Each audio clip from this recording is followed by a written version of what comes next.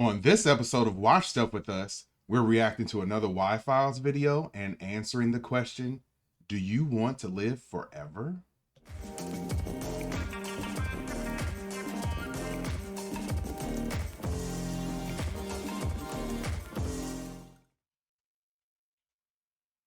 Thanks a ton for tuning into another episode of Watch Stuff with Us. I'm JD, and like I said earlier, we are going to be reacting to a Y-Files video entitled Nanorobotics and Nanotechnology Changes Our Lives Forever and talks about living forever. So if you're interested in this topic, continue to watch, hit that like button, hit the subscribe button, drop a comment below, and hit that notification bell so that you are notified each and every time we go live in 2025. So let's get this video going.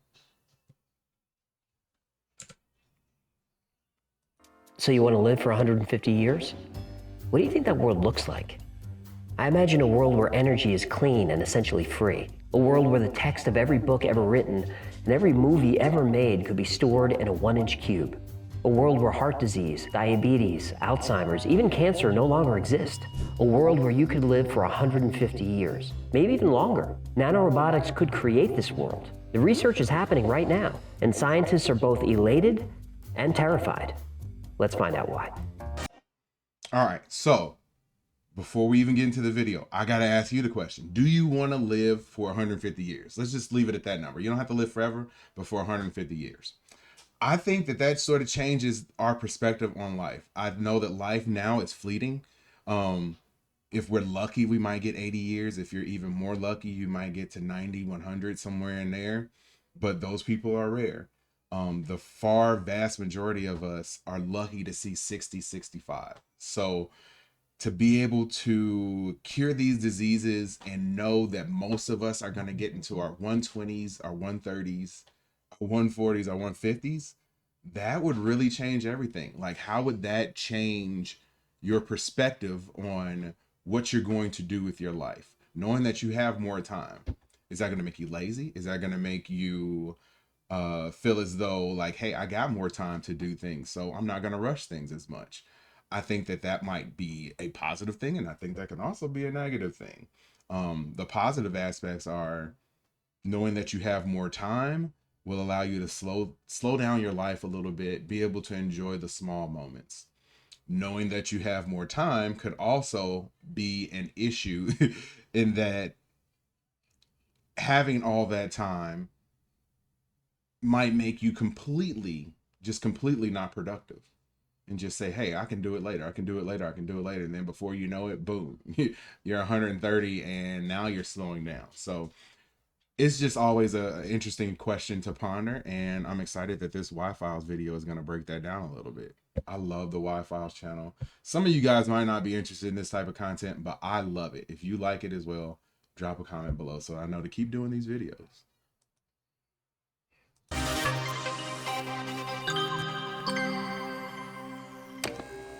Welcome to the Y-Files, where smart folks like us come to laugh and learn. Today we're talking about nanorobotics and the endless possibilities for their application.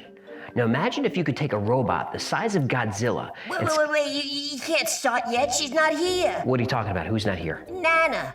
You said this episode we're gonna talk about Nana and robots. No, that's not what I love when Nana comes to visit. She never covers my bowl, and she even takes me for walks. How on earth does she take you for walks? And while we walk, I sing Come On Eileen. It's her favorite. Okay, this went off the rails fast.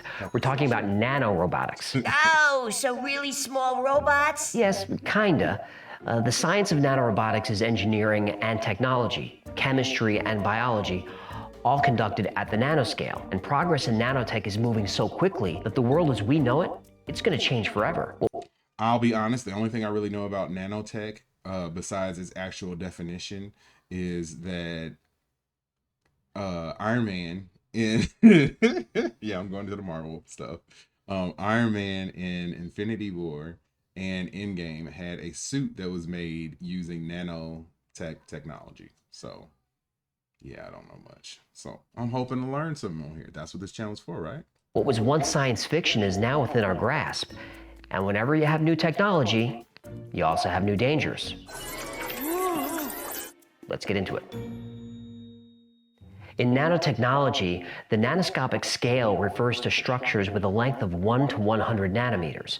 So, what's a nanometer? The height of 1 nano. You're gonna do this the whole time? Oh, I'm just warming up. Great. It's gonna be one of those. Anyway, a nanometer is 1/1000th of a meter, so really, really small. Here's some perspective. The ratio of a meter to a nanometer is roughly the same as the Earth to a marble. A strand of DNA is about 2.5 nanometers, but the thickness of a sheet of paper is about 100,000 nanometers, so really small. Nanorobotics is engineering at the atomic level, and because this technology operates on such a small scale, it has the potential to manipulate all sorts of things, including the building blocks of life. So, how did this all start? Well, in 1959, American theoretical physicist Richard Feynman gave a speech entitled, "There's Plenty of Room at the Bottom." And Feynman imagined a day when machines could be miniaturized and masses of information could be encoded in tiny structures. Now, although he was a Nobel laureate, Feynman went largely ignored for a couple of decades. Yeah, When I watch stuff like this, the first question that comes to my mind is how far off is this type of technology? Like, how close are we to these types of things? Because if we're relatively close, it makes our future seem very bright. If this is still, hundreds of years away, maybe not so much. But yeah, I just wonder, like, how close are these things? And then also, I get into conspiracy theories where I wonder if they really do have this type of technology, if they'd ever let it be released to the public, if they'd ever have it available for public consumption. How does that affect the pharmaceutical companies? How does that affect, actually curing a disease? Because there is no money in the cure, as we all know. The cure, or the money, is in the treatment. So, is this type of stuff already out there and we just don't have access to it? And maybe some people who are rich do have that access to it, and that's why a lot of the rich people and celebrity people live longer. See, now we're getting like super deep into conspiracy stuff. So like I said, I love this type of stuff. I love it. If you like it too, drop your conspiracy theories in the comments too. sounds like your teen years. Now you're just being mean. Yay! Well, then in 1986, engineer K. Eric Drexler cited Feynman's speech in his 1986 book, Engines of Creation, The Coming Era of Nanotechnology. Drexler imagined a world where the entire Library of Congress could fit on a chip the size of a sugar cube. He also introduced what he called universal assemblers, which are microscopic machines. And Drexler saw all kinds of uses for these machines. External uses like cleaning up environmental pollutants by removing particles from the air, but also internal solutions like fighting diseases, clearing blockages in the human body. Now, since these nanobots work on an atomic level, they could build and manipulate pretty much anything from scratch. Huh. Tiny robots manipulating atoms. What could possibly go wrong? Funny you mention that. Drexler also proposed the nightmare scenario where these nanobots would begin duplicating themselves to the point of mass environmental extinction. I saw that coming. Nanorobotics has come a long way since the early... Yeah, I hate it when you I mean, it's just the natural way things go, is that once you have these advances, people are always nervous about how these advances and this technology is eventually going to take over. I have some of these worries too, especially when it comes to stuff like AI. Like, I am nervous about AI. I also see the genius and the wealth of innovation that is behind AI. So when you have something like this with nanotechnology, yeah, it can be used for good or it can be used for bad, just like anything else. So I don't think that fear should stop us from trying to advance this sort of technology. Early days. Now, the field is dominated by biological technology rather than the mechanical assemblers theorized by Drexler. And unlike typical robots, these tiny machines are more like molecules and can actually use DNA as a building material. Saw it coming a mile away.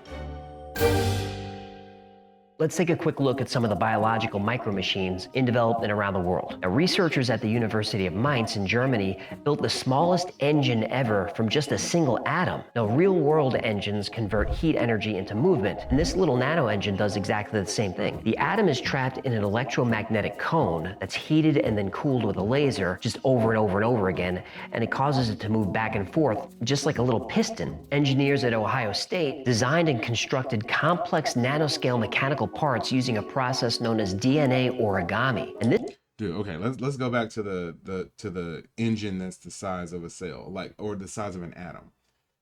First off, I know recently we just had a first sort of like high res picture, or the highest resolution picture of an atom. The fact that this was done a few years back amazes me. And like, I didn't know about this. And like I say, I fashion myself as a, a pseudoscientist. Not at all. Just I love following these types of things, and I didn't know that. And I didn't know that they had created something like that. And the ability to make something so small that it could fit on an atom, or at least the size of an atom, and can produce energy. Man, if you could figure out a way to use that to produce energy within a body, or even if you can flood something larger with multiples of those, like you can create almost endless energy on a very, very, very small scale. So that's amazing to me. Really amazing. This method proved that common design principles used to build basic machine parts can also be applied to DNA, producing complex, controllable components on a tiny scale. ETH Zurich, along with Technion researchers, have developed an elastic nanoswimmer, about 15 millionths of a meter long and 200 nanometers thick, that can move through biological fluid environments. These nanoswimmers are magnetically controlled and can be used to deliver targeted therapies to specific individual cells. And over at the University of Cambridge, they've developed ants. No, I think they make a cream for that. Ants. ANTS, actuating nanotransducers. Now, these are tiny engines capable of a force per unit weight ratio nearly 100 times higher than any motor or muscle. Now, the hope is that the ants can help power nanorobots small enough to enter living cells to fight diseases. And the list goes on and on. Bacteria-powered nanobots, remote-controlled nanorockets, carbon tube microsponges, and metamaterials that are mind-blowingly strong. Even things like microscopic surgeries that they do now, where they go in like laparoscopically and perform surgeries. Like, even that stuff blows my mind. Like, I had my appendix removed, and the size of the incision for my appendix to be removed was literally this big. And they went in with, cameras and microscopic scalpels, and were able to get it out. Like, that is amazing to me. And to think that you can shrink that down even infinitely further, that will probably be at a point at some point in the future where you would just swallow these nanobites, or whatever the nanotechnology is, and they would just go to work. They'd be programmed to go in there and get rid of whatever the problem is, and you swallow them, and then it'd be gone. Like, that's amazing technology, and I hope that we get to the point where we have that in the future. So what can we do with all this nano stuff? Well, let's start with some of the medical applications. A main field of nanobot study involves drug delivery at the cellular level. This could really limit the side effects and other unexpected reactions that come from new pharmaceuticals, vaccines. We can even use nanotech to spot illnesses very early on. Nanoparticles could gather in certain tissues, and when scanned with an MRI, help highlight problems such as diabetes. My great uncle Goldie had diabetes. He had to have his lower left caudal fin amputated. Oh, that's terrible. It was. He could only swim counterclockwise after that. Is that right? Last time he came over, he turned this place into a whirlpool. I still get nauseous thinking about it. Wait. If it's his lower left caudal fin, then doesn't that mean he could only swim? Terrible with the diabetes, terrible. I'm not gonna engage. That reminds me, can we switch my food to gluten-free? Nanobots could also keep veins and arteries clear, removing blockages and plaque from arterial walls to help fight heart disease. Yep, then you wouldn't even need a stent. Like, heart disease runs in my family, and to know that you could have these nanorobots go in and clear out all the plaque and blockages in your artery, just sort of as maintenance before they turn bad, like, that's amazing. Now, I can see people that would abuse this and then say, okay, well, the nanorobots are going to go in and clean me up anyway, so I might as well eat whatever, I might as well do whatever, if I know that in the end I'm going to be saved by these things. So that's why, if it happens, it's definitely not going to be readily available, at least initially. is going to be something that is extremely expensive and only some people are going to have access to. So hopefully as time goes on, us commoners will be able to have access to it as well. And then there's the medical holy grail, curing cancer. Since cancer is a group of diseases involving abnormal cell growth that spreads throughout the entire body, nanobots could be a valuable weapon. And using nanotherapy instead of radiation or chemo or surgery, we can eliminate side effects like hair loss, nausea, and fatigue by targeting only the cells that are sick and leaving the healthy cells alone. Nanorobotics also offers tremendous potential for other industries. For example, data storage. How many full hard drives do you have laying around? Bioengineers and geneticists at Harvard have successfully stored around 700 terabytes of data in a single gram of DNA. Think about that storage. That's the same as 200,000 HD movies. That's bigger than the entire Netflix catalog, 31 times bigger. And it's all in a droplet that would fit on the tip of your pinky. And just like Drexler predicted decades ago, it seems as though nanorobotics can actually help clean up the planet. Carbon nanotube sponges are 100 times stronger than steel, but 6 times lighter. You release them into water and they're capable of soaking up contaminants such as fertilizers, pesticides, pharmaceuticals, 3 times faster than current technology. And if we, okay, I understand that most of this technology is sort of theoretical at this point in time. I want to know how much money is going into developing these types of things, because I really feel like after watching this video, this is like the holy grail. This is it. Like if you could master this technology, you'd have the ability to cure almost anything, store almost anything. Yeah, this would be it. So I wonder why there isn't more. I mean, I'm sure there's a lot of time and effort being placed into this technology as is, but why isn't there even more? Because I feel like this is really it. This could solve almost everything. I need one of those Nana sponges. My water's filthy. You know, if Nano's here, she'd clean my bowl for me. I clean your bowl every day. Yeah, but This Nana dude does it got with the love. sense, man. I could try doing it with love. Yeah, you know what? I'm good. Suit yourself.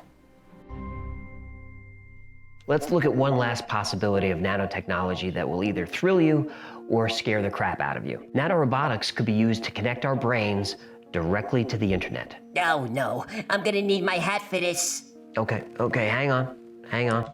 Infinite knowledge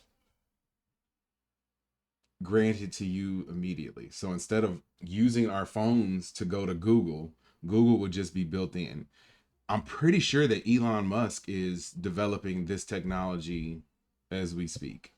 And that there are actually going to be trials with it relatively soon, within the next few years, if not sooner than that. You know, maybe I'm wrong. If I'm wrong, drop it in the comments. But I could have sworn that I've read that before, that this type of technology is coming, and they're looking to, I think it's called Neuralink, is what he's trying to implant into people's brains, so that you would have a connection to the almost to the internet, to, you know, infinite knowledge. I think that that's a good thing and a bad thing, to have something foreign like that implanted into your body that can give you that amount of knowledge. I feel like it could also give you very bad things too. It can give you bad thoughts. So it would have to be, you know, heavily regulated, and there'd have to be a lot of fail safes developed, that this doesn't go and isn't placed into the wrong hands and into the wrong heads, and give people some let's just say very bad side effects. There you go. No hat for you? No, I'm good. Shh. I love telling you I told you so.